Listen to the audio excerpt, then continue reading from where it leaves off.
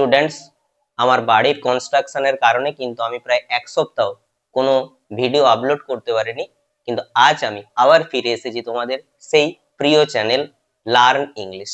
তো আজ আমরা শিখব কিভাবে একটা ভিডিওতে আমরা ভয়েস চেঞ্জের সমস্ত রুলস মনে করব একটা ভিডিওর মাধ্যমে।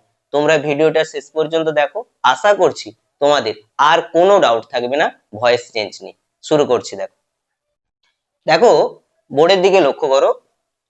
প্রেজেন্ট ইনডিফিনাইট টেন্সের আমরা প্যাসিভ ভয়েসের রুল কি শিখেছিলাম না? সাবজেক্ট, অ্যামিজার, মূল ভার্বের পিপি, বাই, অবজেক্ট, আদার্স। আমি কি বলেছিলাম মনে আছে?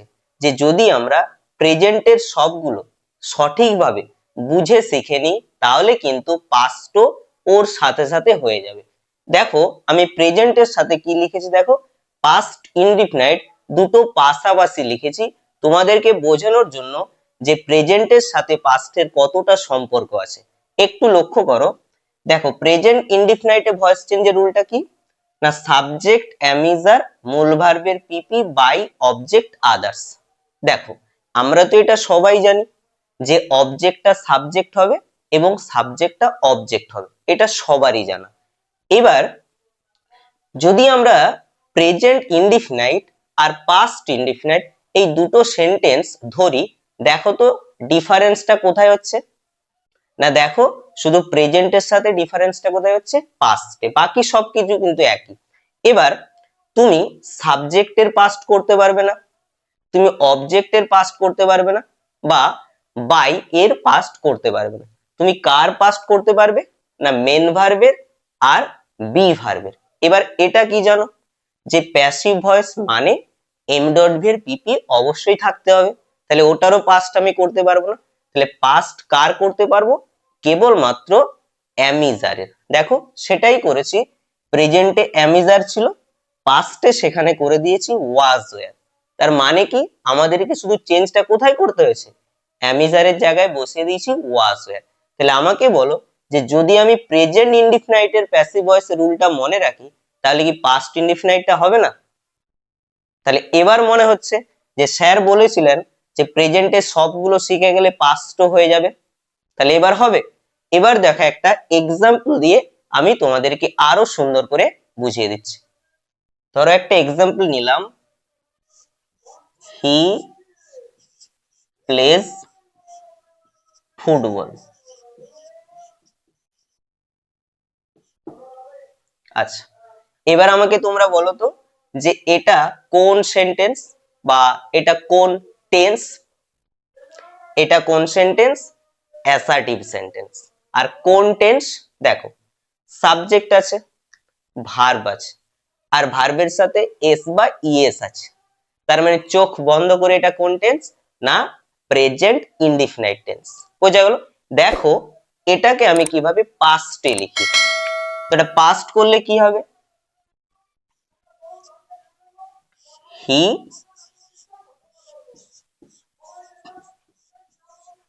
Played football.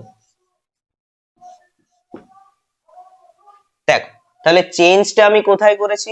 দেখো হি আছে, ফুটবল ফুটবলই আছে, শুধু আমি প্লেসটাকে করে দিয়েছি প্লেড। কেন বলো তো? কারণ এটা আমি পাস্ট ইনডিফিনাইট করেছি। এখানেও দেখো যেমন শুধুমাত্র চেঞ্জটা কার হয়েছে? ভার্বের। একই রকম ভাবে ভয়েস চেঞ্জেও কিন্তু এইভাবেই পরিবর্তন করতে হবে। সেখানে শুধু কার পরিবর্তন হবে? বি ভার্বের। এবার এটার ভয়েস চেঞ্জ করে দেখাই। দেখো তাহলে হি প্লেস ফুটবল, এটা কোন টেন্স না? এস বা ইএস আছে, চোখ বন্ধ করে প্রেজেন্ট ইনডিফিনাইট টেন্স।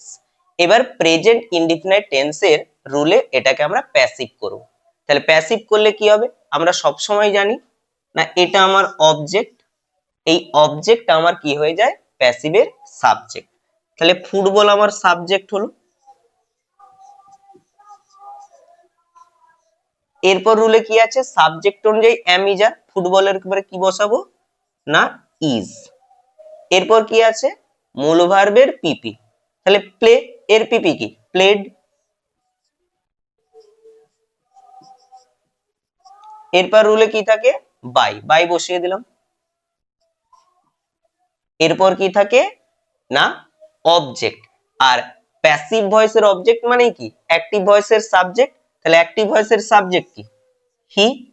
এটা যখন প্যাসিভ হবে বা যখন অবজেক্ট হবে তখন হি থেকে কি হয়ে যাবে, হিম হলো। তাহলে কি দাঁড়ালো, football is played by him. এটা কার প্যাসিভ হলো, প্রেজেন্ট ইনডিফিনাইট টেন্স। এবার দেখো আমি বিশেষ কিছু চেঞ্জ করব না, কিন্তু পাস্ট ইনডিফিনাইট এর প্যাসিভ হয়ে যাবে কিভাবে না, দেখো আমি এখানে আগে করি। ধরো আমি এটা নিলাম, হি প্লেড ফুটবল, বোঝা গেল। তাহলে দেখো ইডি করে দিতেই ওটা কি হয়ে গেছে, পাস্ট ইনডিফিনাইট হয়ে গেছে। তাহলে পাস্ট ইনডিফিনাইট এর প্যাসিভটা কি হবে, আমি আবারও মনে করে দিই যে শুধুমাত্র চেঞ্জটা কোথায় করব, বি ভার্বে। তাহলে কেমন হবে ভয়েসটা না, ফুটবল একই আছে, এটা একই থাকবে। এবার প্রেজেন্ট ছিল বলে ইজ ছিল, কিন্তু ইজ এর পাস্ট ফর্ম কি সবাই জানি, ওয়াজ। তাহলে এখানে শুধু করে দিলাম ওয়াজ। বাকি দেখো পিপি, মেন ভার্বের পিপি, তাহলে কি হবে, প্লেড বাই, অবজেক্ট মানে হি থেকে কি হবে, হিম। এবার আমাকে বলো এই যে দুটো প্যাসিভ ভয়েস এর মধ্যে পার্থক্য কোথায় আছে, শুধুমাত্র দেখো এখানে ছিল ইজ, এখানে হয়ে গেছে ওয়াজ। বাকি দেখো যা ছিল সবই একই আছে। তাহলে এবার মাথায় ঢুকেছে যে প্রেজেন্টের সাথে পাস্টের কেমন সম্পর্ক, শুধু প্রেজেন্টে অ্যামিজারের জায়গায় পাস্টে করে দেব ওয়াজ ওয়্যার, বাকি যা আছে লিখে দিলেই পাস্ট ইনডিফিনিটের প্যাসিভ হয়ে যাবে। ক্লিয়ার। এবার চলো দেখাবো যে প্রেজেন্ট কন্টিনিউয়াস কে কাজে লাগিয়ে কিভাবে পাস্ট কন্টিনিউয়াস হবে। আমাকে কেউ বলতে পারবে প্রেজেন্ট কন্টিনিউয়াস এর প্যাসিভের রুলটা কি ছিল, চেষ্টা করো সবাই পারবে। হ্যাঁ কি ছিল না, subject am is are plus being plus M dot V এর PP plus by plus object plus others. আচ্ছা এটা আমার প্রেজেন্ট কন্টিনিউয়াস। আচ্ছা আমাকে বলো তো এইটাকে কাজে লাগিয়ে পাস্ট কন্টিনিউয়াস করা যাবে না যাবে না।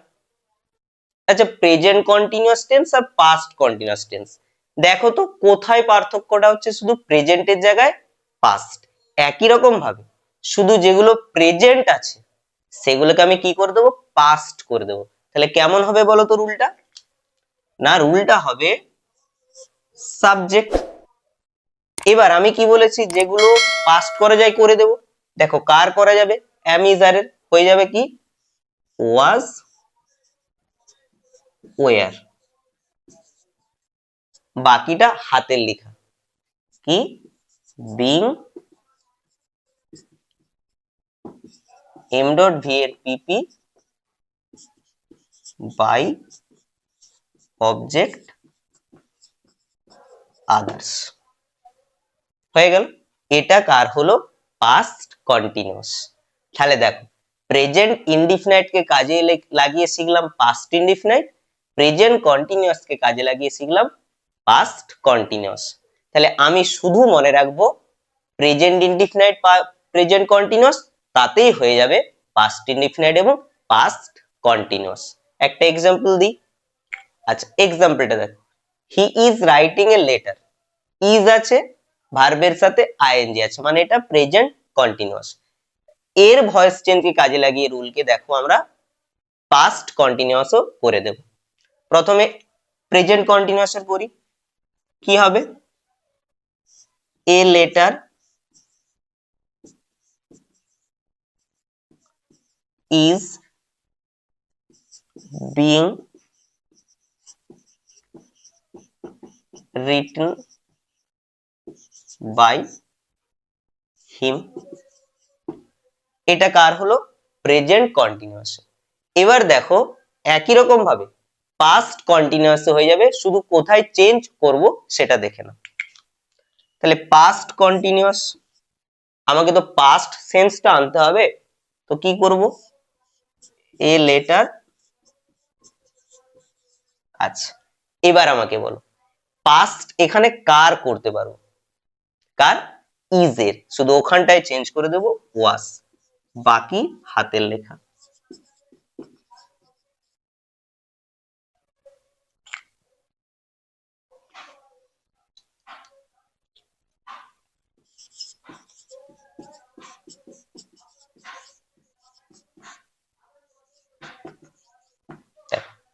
তাহলে কি হলো, a letter was being written by him, তাহলে চেঞ্জ হয়েছে ইজ এর জায়গায় ওয়াজ।